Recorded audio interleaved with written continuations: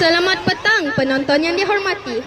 Kami berada di SDK Methodist M untuk membawakan laporan terkini mengenai tempat dan waktu perjumpaan aktiviti kokurikulum tahun 2025. Mari kita lihat maklumat lengkapnya.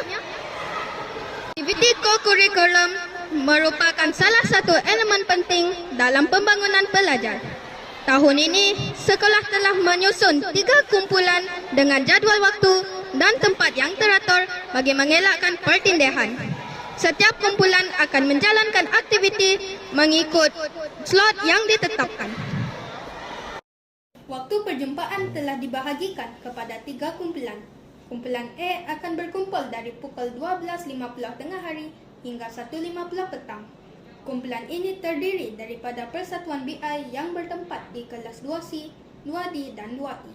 Kelab pencegahan jenayah di kelas 1A, BSMM di bilik muzik dan beberapa kelas tahun 5 dan 6, taekwondo di Taman SPBT, serta kelab bola keranjang di gelanggang serbaguna sekolah.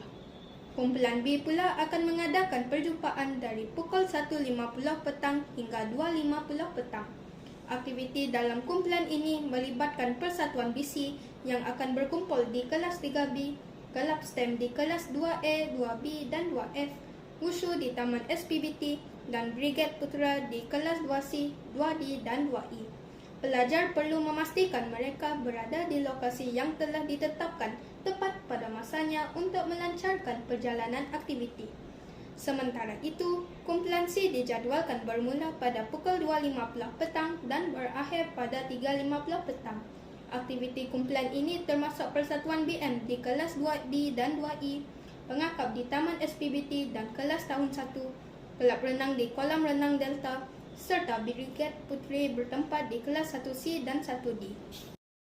Kita mengikuti persatuan pengangkap kerana dapat mempelajari pelbagai ilmu pengetahuan tentang kehidupan kita. Saya gembira mengikut sekolah STEM sebab dapat menambah ilmu pengetahuan saya. Dengan pembahagian waktu dan tempat yang sistematik ini, diharap semua aktiviti dapat berjalan lancar tanpa sebarang gangguan. Itu sahaja laporan kami mengenai tempat dan waktu perjumpaan aktiviti kokurikulum tahun 2025. Diharap semua pelajar dapat hadir mengikut slot yang ditetapkan.